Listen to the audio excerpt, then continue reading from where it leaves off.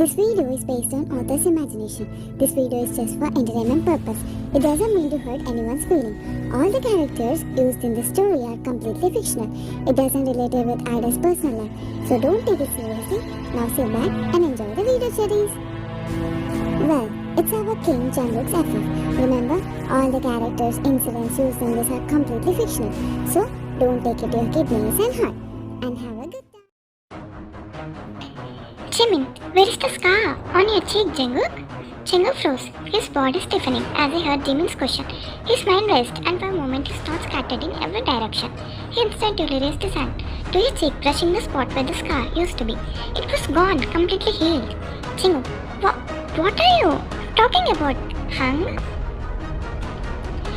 His voice was a little too casual, trying to hide the sudden unease bubbling up inside him, but Jimin's sharp gaze didn't make his eyes narrowed, as he could see right through him.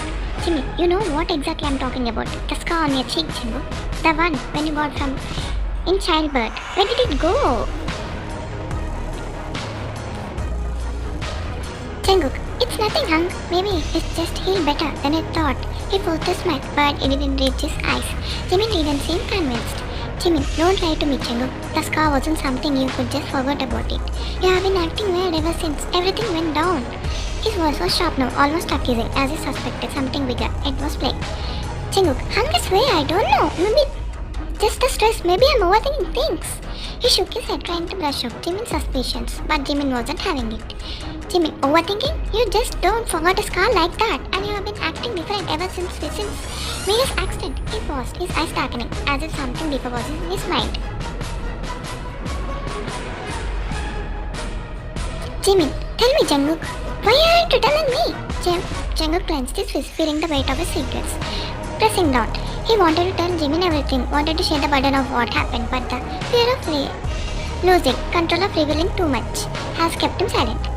Jungkook, nothing, Hung. There is nothing else. I just want to focus on my own safety. That's all that matters right now. He forced the words out, trying to steer the conversation back to the topic at hand. Jimin, fine. But you aren't getting away from me. That's easily, Jungkook. You are hiding something, and I will figure it out. Jimin's voice was calm, but now his gaze lingered on Jungkook with a mix of concern and suspicion. Jungkook nodded, his stomach tightened at the thought of what Jimin might uncover. He wasn't sure if he could keep up the lie much longer, but for now all he could was stay focused on keeping you safe. He couldn't afford to let anyone get in the way of that. Meanwhile, back at the office, you sat at your desk, still lighted by the strange encounter with Taeyong. His words kept echoing in your mind, making your skin crawl. He wasn't just your boss anymore. He was something else, entirely someone who had hold on you that you couldn't explain. The message from V was still fresh in your mind, his words burning in your thoughts. You look so beautiful when you're scared. You shuddered, glancing around the office again. The feeling of being watched hadn't gone away, and every shadow seemed to hide something sinister. You wanted to leave, to run far away, but you couldn't. Not yet. You had to find out who was behind all of this. You had to know what Taeyong was really up to. But even as you made up your mind to confront him, another message popped up on your phone. Your heart sank as you read the text. You're not alone, Red Velvet. I'm always watching. Always. You stood there, your heart racing as Taeyong gaze never left you. It felt like he could see straight through your fear, but you weren't able to let him know that he had upper hand. Not yet. You. I have work to do, sir. Your voice was firm, even if your hands were trembling slightly. You didn't show weakness, not to him, not anyone anymore. Then tilted his head slightly, that infuriating smirk never fading from his lips. He didn't seem to bother by your cold tone. In fact, he seemed to enjoy it, as if he was savoring the chase. Taeyong, of course, Miss Ryan. I wouldn't dream of disturbing you. But don't forget, I'm always here if you need help. Or something more. His words were layered with an unsettling meaning, and you could feel your stomach twist in unease. His eyes gleamed as if he was testing the waters, waiting to see if you would flinch. You clenched your fist at your sides, fighting the urge to lash out, but you couldn't afford to let him get to you, not in the office, not now. You, I will keep that in mind, sir. You nodded quietly, then turned back to your desk, your mind racing. You had to figure out what was going on. Why did Taeyang seem so interested in you? What was his real agenda? As you sat back down, you tried to push the thoughts away, focusing on your works.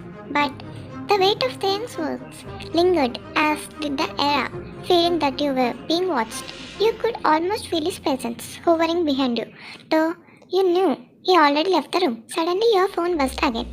You froze. Another message from V. Your heart sank as you read it.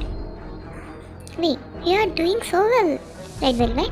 Before you could even process the message, your phone buzzed again. This with a call. It was Jungkook. You hesitated for a moment before answering. You, Jungkook, what do you want? Your voice was strained, trying to keep the panic out of it. You didn't want him to know how rattled you were, but you couldn't hide the fear completely. Jungkook, Ryan, I just wanted to check in. Are you okay? Is he bothering you again? His voice was filled with concern, the worry, unmistakable. You could tell he was pacing like he always did when he was anxious. You, how many times should I remind you that I don't want your help? Are you mad or something? Stop bothering me again and again. You declined the call and switched off the phone. You sat there in a silence for a moment, your heart pounding in your chest. Then again, Taeyang came.